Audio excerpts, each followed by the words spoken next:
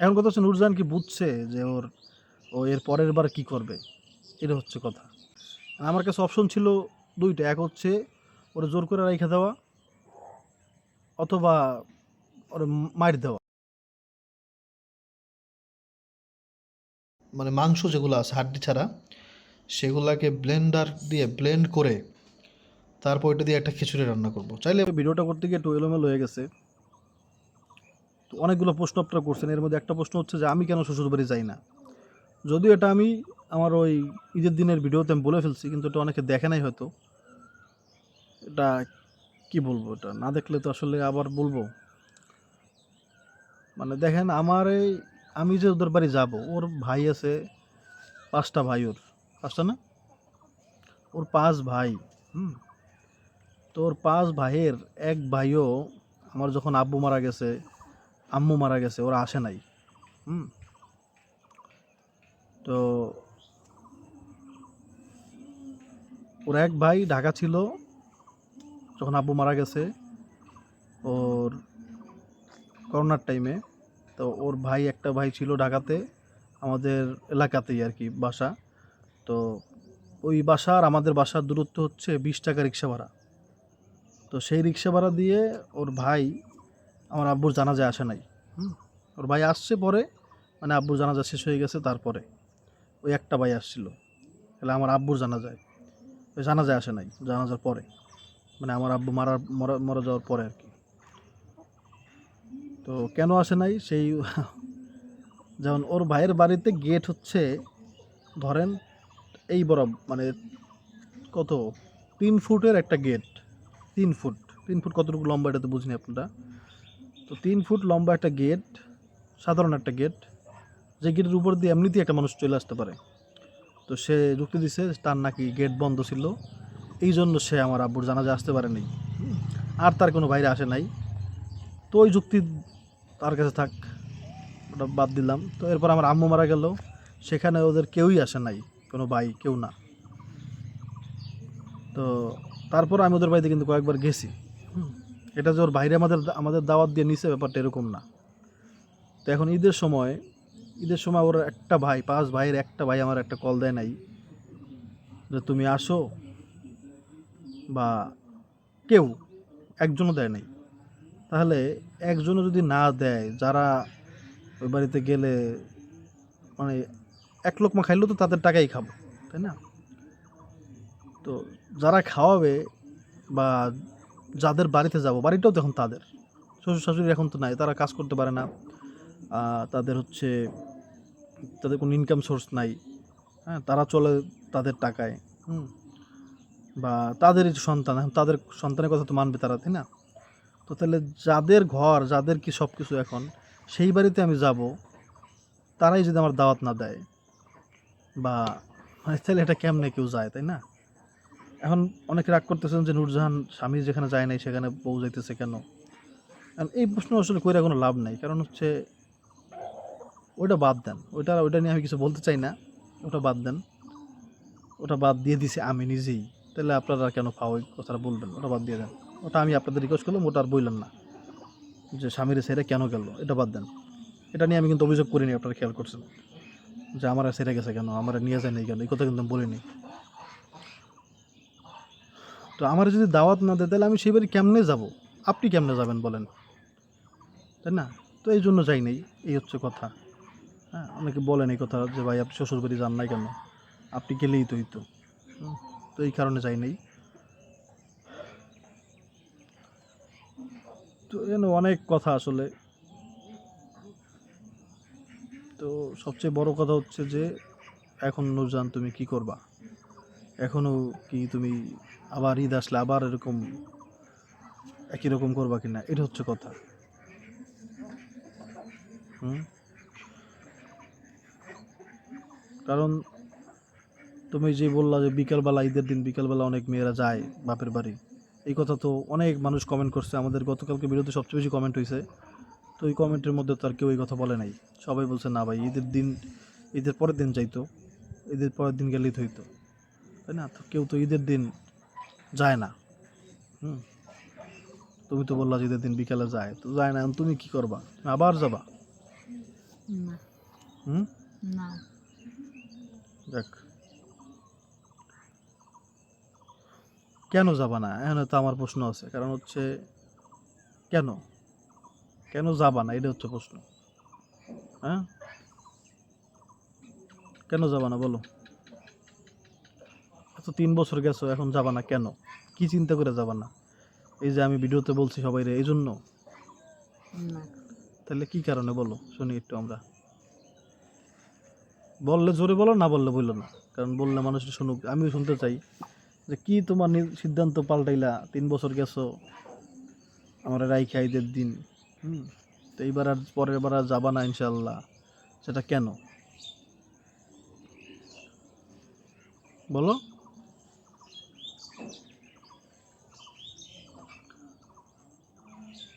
কি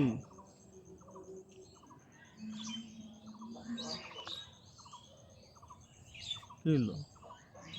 এমনি জানো অনেকে গতকাল মানে বলতেছে যে আমি নাকি নূরজাহানকে মারছি, নূরজাহানের চোখ টোক কেমন দেখা যেত, আসলে নূরজাহানের কালকে জানি কেমন দেখা গেছে, তাই তো? তাকে তো একদিনের মধ্যে, আপনারা কালকে ভিডিওটা একটু দেখেন তো, মানে একদিনের মধ্যে এত পার্থক্য কেমন হয় মানুষের চেহারায়, বুঝতেছি না। হয়তো বা ক্যামেরার কোনো অ্যাঙ্গেলে কোনো প্রবলেম ছিল, কোনো তো একটা কিছু সমস্যা হয়েছি। হুম, দেখবেন কালকে কেমন এরকম, মানে মনে হচ্ছে মুখটা তো ছোট হয়ে গেছে, তবে মন খারাপ ছিল। হুম, আর মন খারাপ থাকার উচিত, কিন্তু কথা হচ্ছে মানে এত কথা।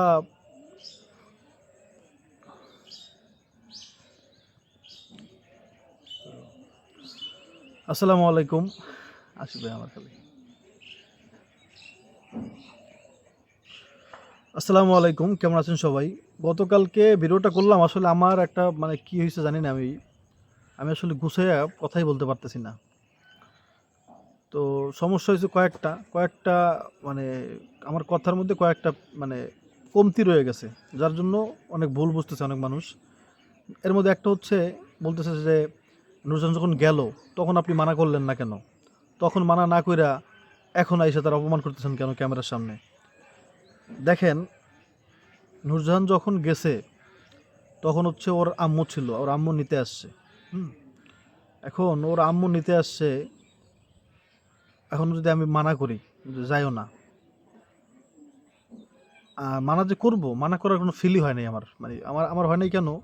কারণ আমার ওয়াইফ আমারে সাইরা ঈদের দিন চলে যাবে, সে যাইতে চাচ্ছে, এটা চিন্তা করেই তো ভাই মন ভেঙে গেছে আমার।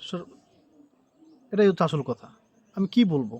তারপর আবার চিন্তা করে দেখলাম যে ওর মা নিতে আইছে, আবার ওর মাও মনে কষ্ট পাবে। হ্যাঁ, কিন্তু কষ্ট দেওয়া উচিত, কষ্ট পাইলেও কিছু করার নেই, কারণ আমি তো একটা মানুষ ভাই। 3টা ঈদ, আমার বাপ মা সারা 3টা ঈদ, 3টা ঈদই যদি এরকম হয়, তাহলে এটা তো কষ্ট আমি পাবো, খালি তারা কিছুই পাবে না, তাহলে আমি পেয়ে যাবো, তাহলে আমি কি মানুষ না নাকি? মানে আমি কেন আমি জানি এটা আপনারা বুঝতে পারছেন। তো ওর আম্মু ছিল, এই একটা কারণ। আর একটা কারণ হচ্ছে আমার মন অনেক খারাপ হয়ে গেছে যে আমি ভাই জোর করে কাউরে রাখা যায় না। হুম, ধরেন কোনো মতে আমি নুরজানের রাইখাও দিতাম, কোনো মতে যে কোনোভাবে, তো নুরজানের মন থাকতো ওদিকে পইরা, তো এই জন্য আর ওই ফিল আসে নাই যে আমি ওরে কি রাখবো, ও যে নিজেই থাকতে চায় না তারা কি রাখবো, এই হচ্ছে কথা। তো বলতে পারেন যে ভাই তাহলে ক্যামেরার সামনে কেন বললেন? আমি ক্যামেরার সামনে কেন বললাম? আমি কি করব তাহলে? আমি কার কাছে বলবো? একমাত্র আল্লাহর কাছে বলতে পারি, এছাড়া তো আর কোনো অপশন নাই। হুম, এছাড়া যদি আমি বলতে চাই, তাহলে আপনাদের কি বলতে হবে?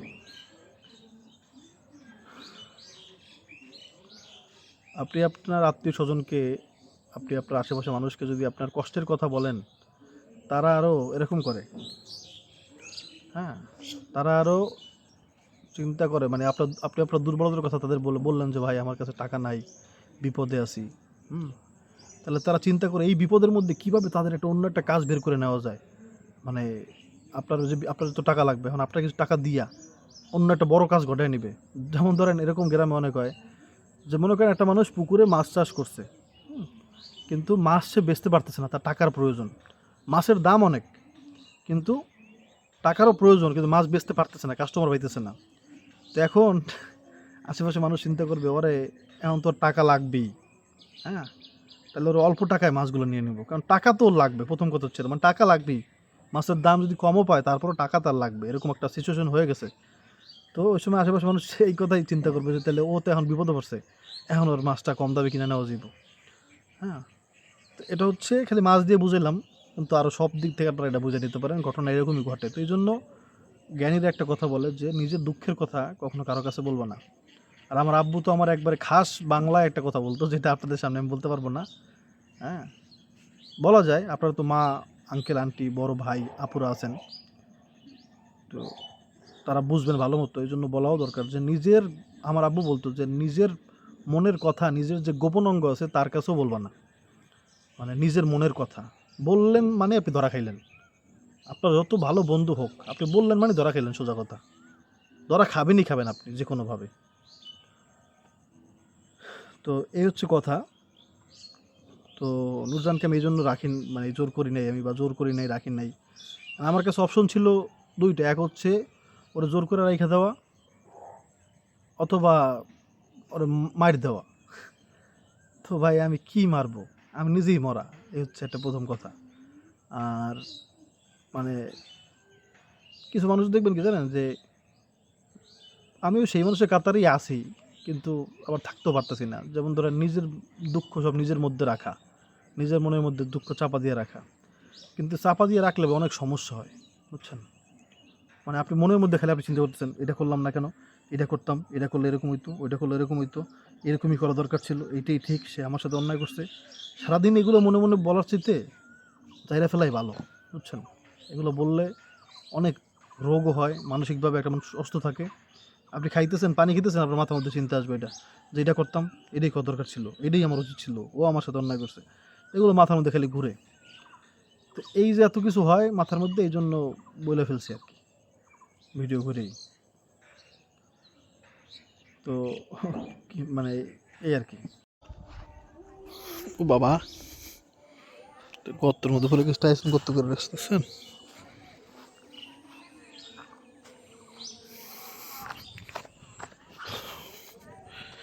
রাস্তা শুকাইছে ঠিকই, কিন্তু আমি আর বাইক নিয়ে বের হই নাই।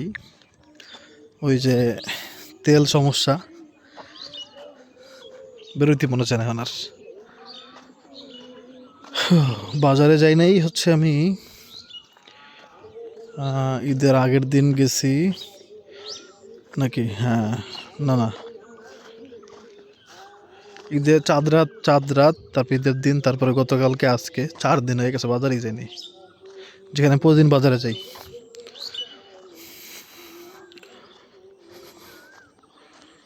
খালি পাখির ডাক দেখছেন।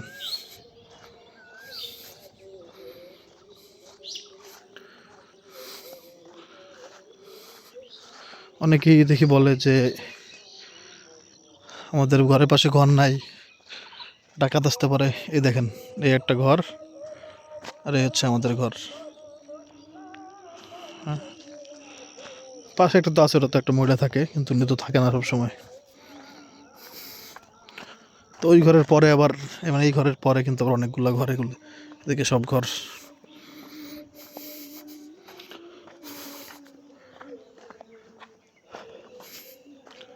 জিনিস খেয়াল করছি আমি, ইদানিং অনেক বেশি নিঃশ্বাস নিতেছি। এটা কি আমি হাঁপাই যেতেছি এরকম, এজন্য কোনো রোগ হলো কিনা আল্লাহ জানে ভাই। তবে এটা যখন আমি ডায়েট করছিলাম বর্ষাকালে, এই তো এরকম সমস্যা আমার ছিলই না একদমই। ডায়েট করতে হবে, আবার একটু একটু ব্যায়াম ট্যায়াম করতে হবে, তাহলে ঠিক হয়ে যাবে ইনশাল্লাহ। আমি আসলাম, সাথে টাইসন গাজী।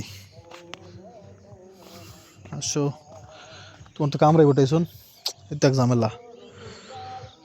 এখন তো আবার দিকে কুকুর কুকুর আছে অনেকগুলা, বলেন। এখন হয়েছে নিতে চাইতেছি না, এখন ওদিক দিয়ে ঘুরে ঘুরে তারপর যাবে। দেখবেন আমি এখান থেকে যাবো, ওখান থেকে উঠবে।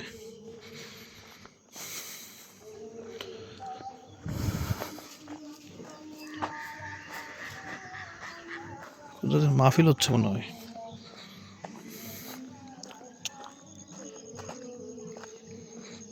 সে আইসা পড়ছে অলরেডি, দেখবেন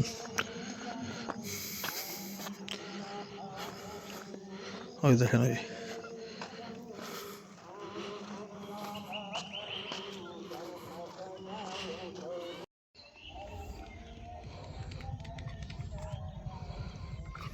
বুলেটের মতো ধরে পড়ছে, মনে হয় 3 সেকেন্ড লাগে ধরে আসতে। এ দেখেন আমাদের হচ্ছে বেশ কিছু মাংস আছে এখানে। তা আমি আজকে একটা অন্যরকম একটা কাজ করব, সেটা হচ্ছে এই মাংসটার মাংস যেগুলো আছে হাড্ডি ছাড়া সেগুলাকে ব্লেন্ডার দিয়ে ব্লেন্ড করে তারপর এটা দিয়ে একটা খিচুড়ি রান্না করব। চাইলে এভাবে রান্না করা যায়, মানে একটু অন্যরকম একটা টেস্ট আনার জন্য, যাতে একবার চালের সাথে ডালের সাথে মাংস মিলে যায়, মানে ব্লেন্ডার হলে তো মিলেই যাবে। তো তারপরে টেস্টটা কেমন লাগে, একটু ইউনিক খিচুড়ি রান্না করার চেষ্টা করবো আজকে ইনশাআল্লাহ। দেখে কেমন লাগে আর কি, মানে প্রজেক্ট কি লস হয় না লাভ হয় এটা একটু দেখবো আজকে। চলেন। এই যে যেটা বলছিলাম, যে এটা হচ্ছে ব্লেন্ডার করা মাংস, এই যে খিচুড়ি, গরম পানি দেওয়া, দিয়ে দাও বিসমিল্লাহ। দাও 2 লিটার গরম পানি দাও, নরম হয়ে যাবে। হয়ে গেল, দিও না বোনা খিচুড়ি করবো তো, বোনাটা হওয়া একটু কঠিন, বুঝতে পারতেছেন তারা কি দিয়ে কি বানাচ্ছি। কাঁচামরিচ দিই। হ্যাঁ কাঁচামরিচ দিয়ে দাও, বোম্বে মরিচ দেবো বলে, হ্যাঁ পোলাপান ভিতর তাহলে কাঁচামরিচ দাও, কাঁচামরিচ দাও, বোম্বে মরিচ দিও না, একটু অল্প হয়েছে, আর কাঁচামরিচ লাগলো না। ঠিক এমনি তার কোনো জাল দেওয়া নাই, কোনো হলুদ মরিচ দেওয়া নাই, জাস্ট মাংস দেখলেন তো আপনার ওই আর কি। দেখি এটা কেমন লাগে আর কি, কেমন লাগার চাইতে আগে দেখতে হবে যে কেমন হয়। আল্লাহ ভরসা, বিসমিল্লাহ। চালটা ভাজছি, চাল ডাল একসাথে ভাজা নিছি।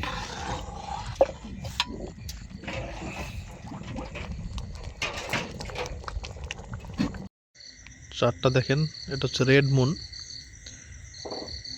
লাল পুরা। এই মাসে নাকি অনেক রকমের চাঁদ দেখা যাবে।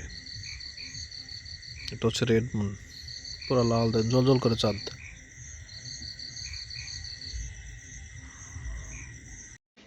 ভাই বিশ্বাস করেন এই খিচুড়িটা এত মজা, মানে খুবই লাইট লাগতেছে, কারণ এক্সট্রা করে আমরা আর কিন্তু ঝাল মশলা দিইনি, জাস্ট ওই মাংসের ঝোল, মাংসের মধ্যে যা ছিল ওইটা সব রান্না করছি।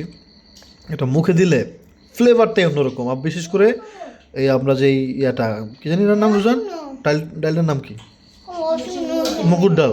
আর মুগ ডালটা দেওয়ার কারণে ভাই আলহামদুলিল্লাহ। হ্যাঁ কি বাবা, আমাকে ঘি দাও, আমি ঘি দিয়ে খাবো, ঘি দাও। আচ্ছা আপনার আমি রেখে দাও, আমি কি খাবো নেবো আজকে। গতকাল থেকে মাংস খাচ্ছি তো পেটটা ভারী ভারী লাগতেছে, এই জন্য চিন্তা করলাম একটু ডিফারেন্ট টাইপের জিনিস খাই। আলহামদুলিল্লাহ ভালো হয়েছে। আপনারা এটা খাবেন, মজা আছে। তুমি দাঁড়িয়ে দিয়ে খেয়ে পেয়েছি, আবার কেন খেতে পারছো? মজা না লাগলে আপনাদের খেতে বলতাম না। আসলে মজা আছে। বাবা হয়েছে তো অনেক জাল।